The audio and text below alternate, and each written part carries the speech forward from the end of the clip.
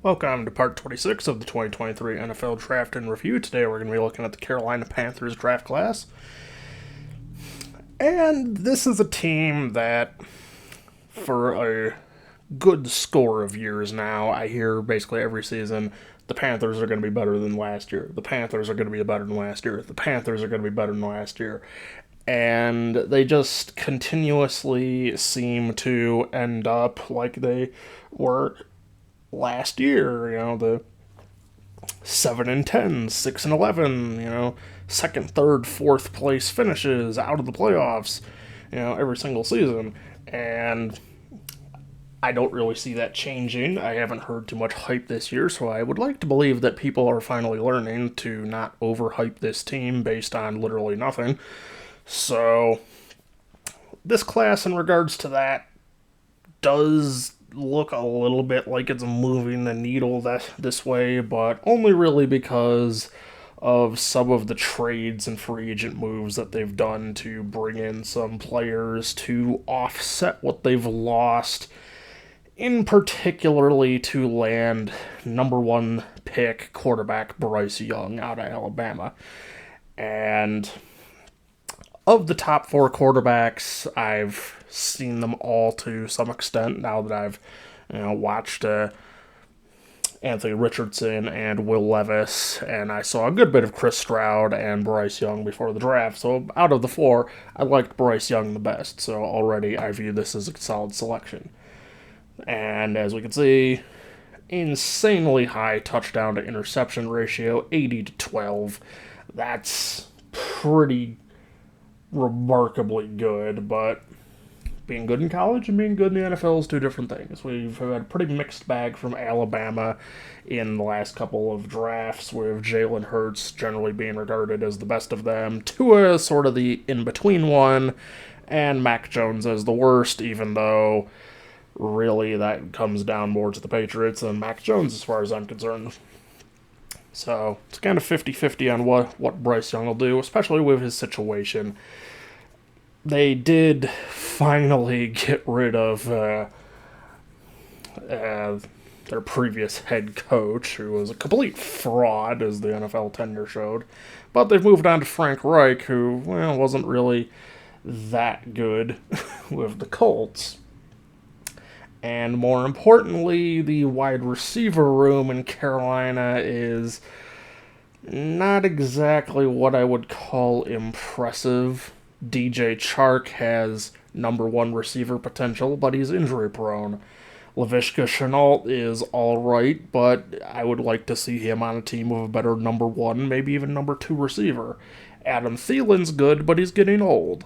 So it's like, it's one of those teams that what they've got isn't horrible, but to really maximize it, you've got to work for it. And even then, you should consider tearing it down and replacing it as quickly as you can.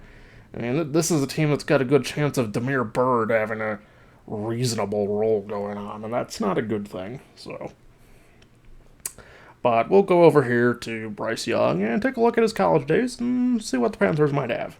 Running back, Young, going deep, into the end zone. Oh, what a throw!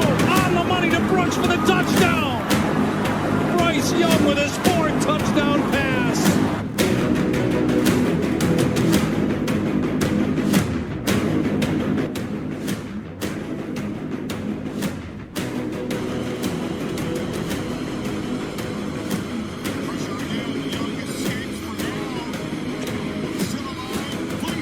Good bit of mobility there, avoiding a sack on that play.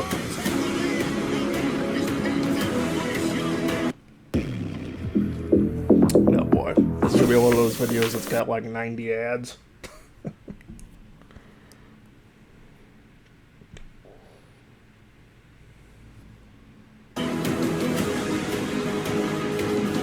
Second down and 5. Trey Sanders in the backfield. Bryce Young drops. Plenty of time.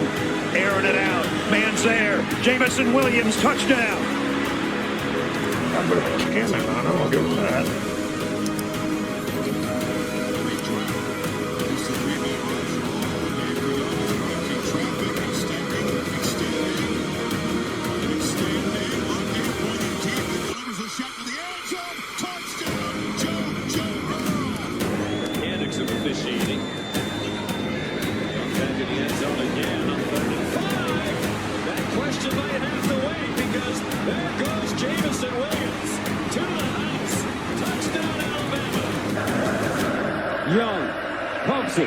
looking, steps back, in the end zone, touchdown Alabama! Jameer Gibbs, what a play by Bryce Young! Young, gonna go long. Man out there, got him in stride. Jamison Williams, goodbye. Touchdown Alabama. Play action again, pressured, scrambles away from it. He's had a couple of big runs tonight. Now he's got the sideline. Here goes Bryce Young into open field. Little stutter step back inside. And he makes his moves all the way down to the 15. It's a 63-yard scramble for the Alabama backfield on 2nd and 10. Looking left, scrambling right. And finally pulls up Lance and gets it to Burton. Okay, so what I see here is something that I have long liked. The NFL likes it too. You can see it in the evolution of the quarterback position in the last decade. This is, I would say, a Russell Wilson type of quarterback. But better than Russell Wilson was coming out of college, because when he came out of college, Wilson still relied on his legs a lot. Young seems to rely on his arm a lot, which that is a good maturity to not have to put an NFL team through the process of teaching you to do. This means that he can use that skill set to its fullest extent, kind of like guys like Patrick Mahomes can do.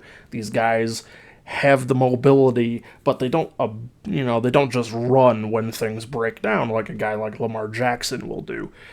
They will use that to avoid the sack, to give the receivers more time to shed their man, get open, make a play, whether it's your short 10-yard, 5-yard dump off just to get a first down, or if it's a 60-yard pass for a touchdown that, just silences the opposing crowd, that whole thing. Sometimes it leads to more sacks. This is the NFL. It's harder to, lose guys like doing that, but boy, does it look fantastic when it works, and it is proven this kind of quarterback can win Super Bowls for a team. Now, I'm not saying that Bryce Young is going to win a Super Bowl for the Panthers. They've had something like 2 or 3 good shots at winning a Super Bowl. They've blown them. So I would say that they are a reasonably snake-bitten franchise. So Bryce Young does have his work cut out for him there.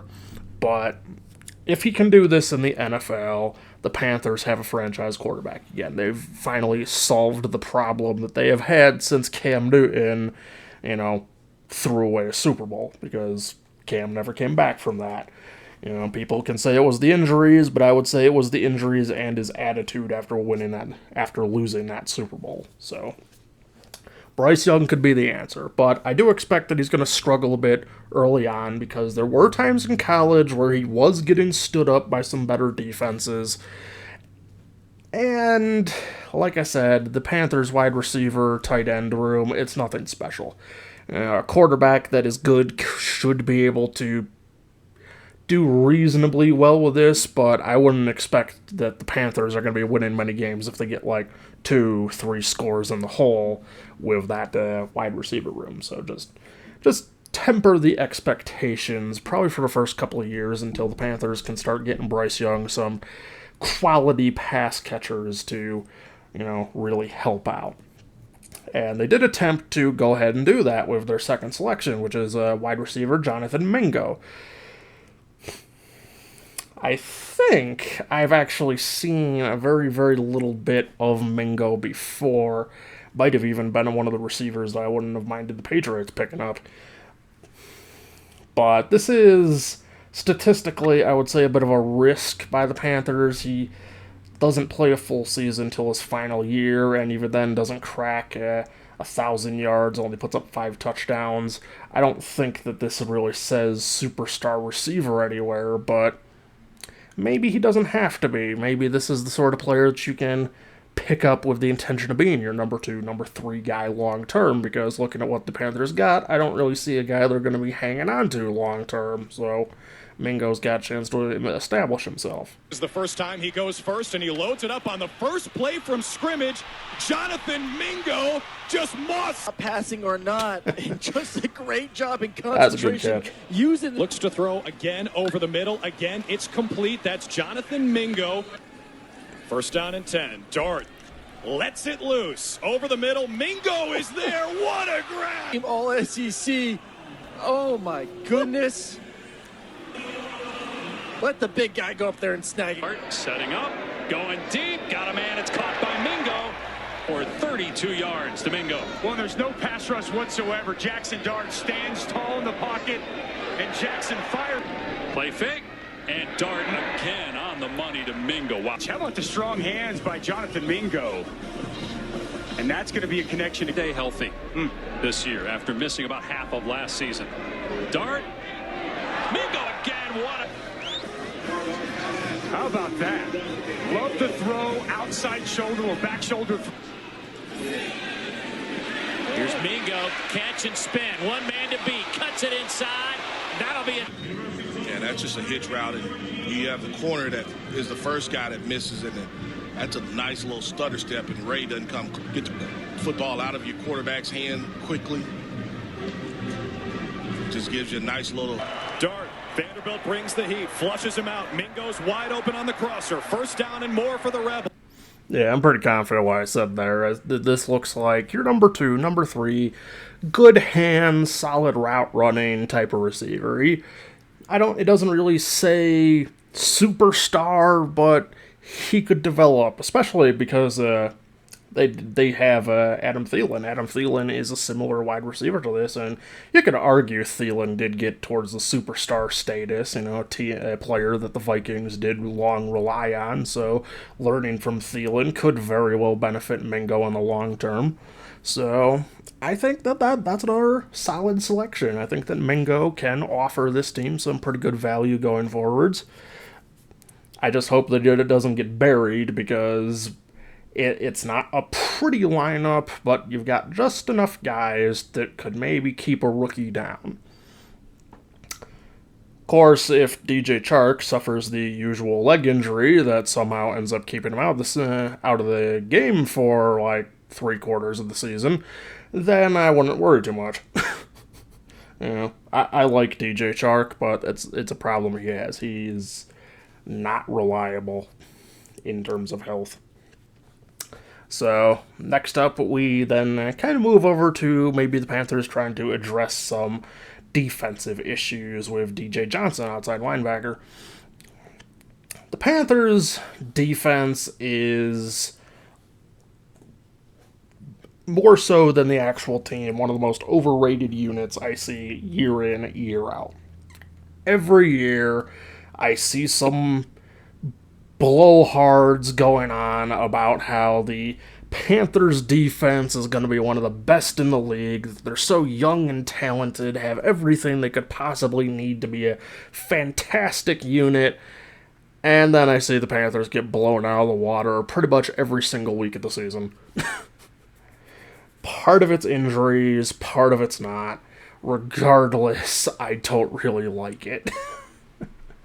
So, this is one of those players that I'm just not too sure of, because this is a very strange flipping around the field thing that he had going on. So, this is kind of even more of a flyer take than Jonathan Mingo for a third-round guy.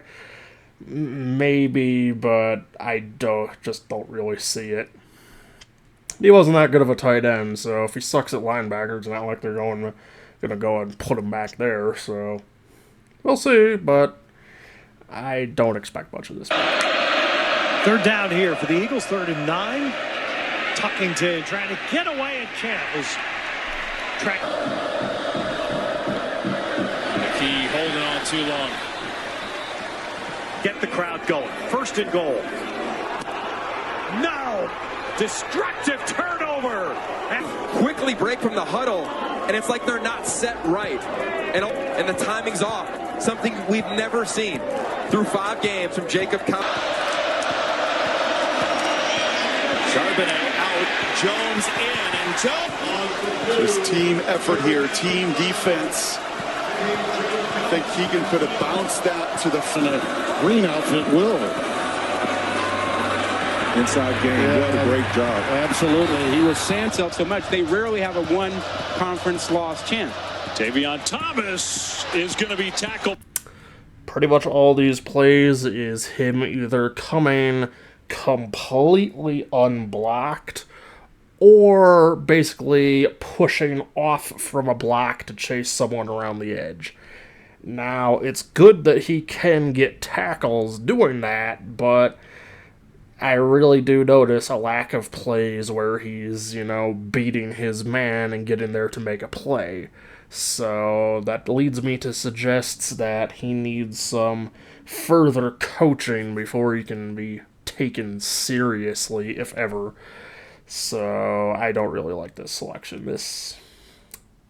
Maybe if he wasn't a third rounder, maybe like 5th, 6th round, I could see it as a solid depth piece for potentially later down the road, but 3rd round, I'm still expecting you to easily make the team, if not be a starter. So not really a great selection in my eyes. So that brings us to the 4th round selection, which is more getting some protection for whatever their running game's going to be, because if Miles Sanders were to get injured, they're screwed. This is offensive guard Chandler Zavala. Interesting last name. Another one that kind of rolls off the tongue fun. So, it's cross, blocks him out.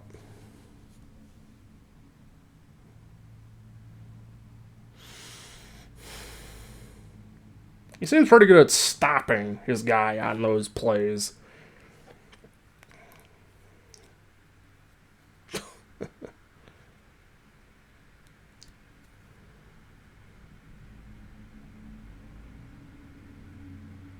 Does seem North Carolina State, you like to run quite a few of those.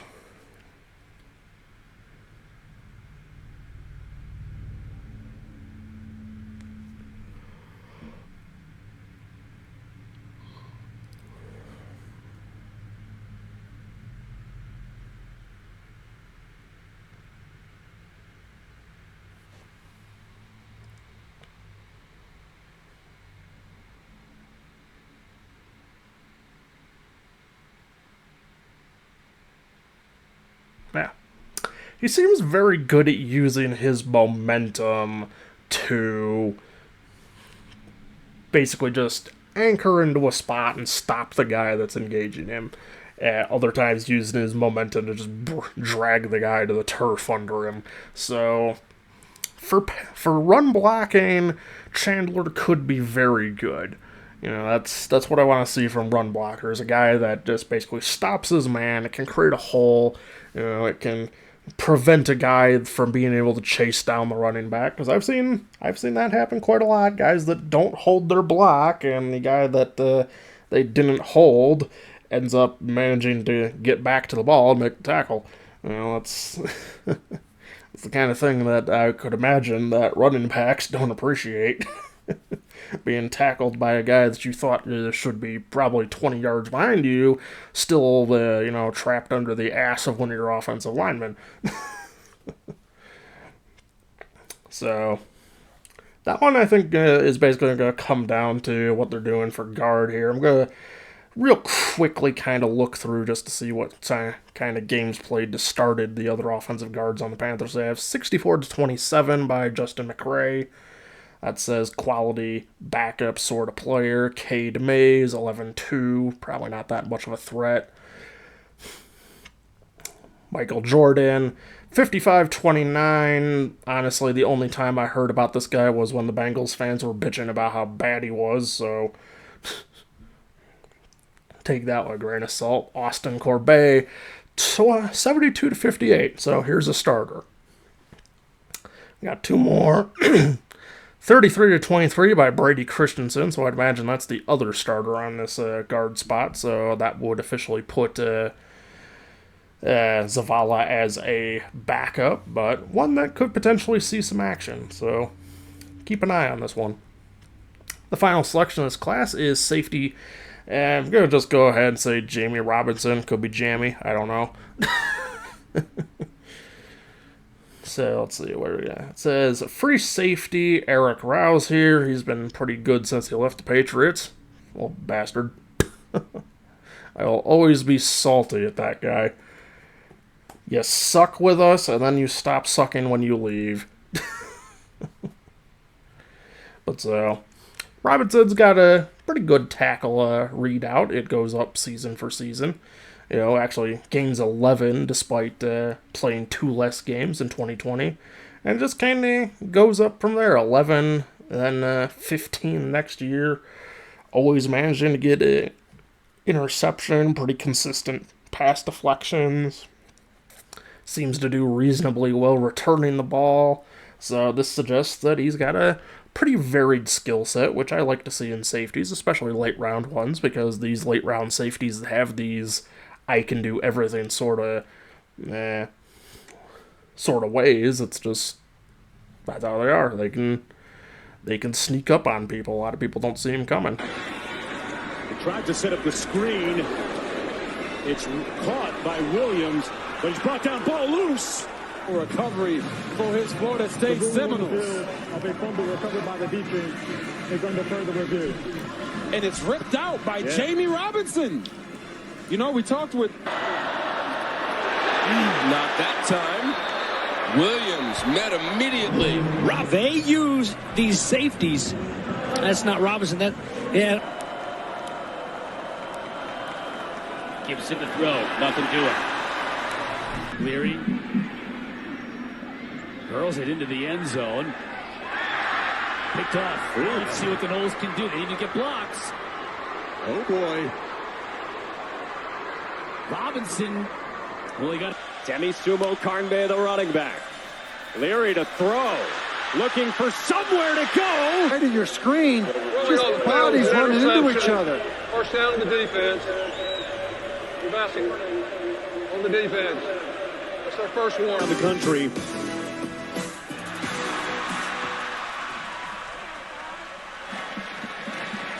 Roberson with the catch and the fumble. Loose at this play.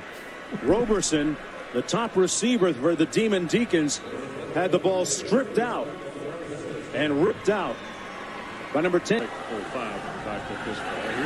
LaShawn Jarrett's a chance, and he is dropped at the goal line. For so good at taking the ball away from opponents. Hartman grabbed and thrown down at the 40-yard. Job very well that time. Hoping the best for him, and clearly I don't think any of us realized just how injured he was coming into tonight's game. 3rd down and 8 as Brown goes underneath to Parrish, who is taken down right away by Jamie Robinson, so they will be punted.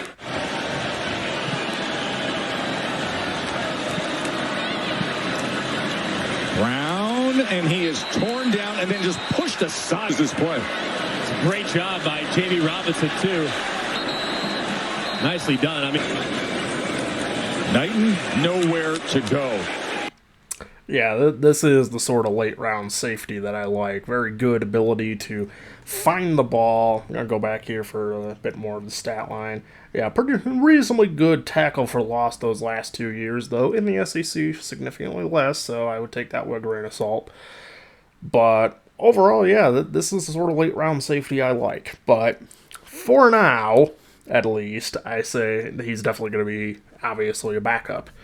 But another one that I'm sure I've said it plenty of, we're probably going to see quite a bit of it in at least his rookie year, and his workload might go up from there depending how he does and how the situation in Carolina shakes out. So I think that's another solid depth piece that could potentially become a future starter, even if he's only like a temporary starter. So that'll bring it to the end of this class, and I'd say the Panthers did pretty good. Obviously, in terms of addressing their offense, I think they did a little better via, trades and free agency, getting guys like Miles Sanders, DJ Chark, Adam Thielen. I think Hayden Hurst is a new one. Yeah, he's a new one as well, brought in from the Bengals.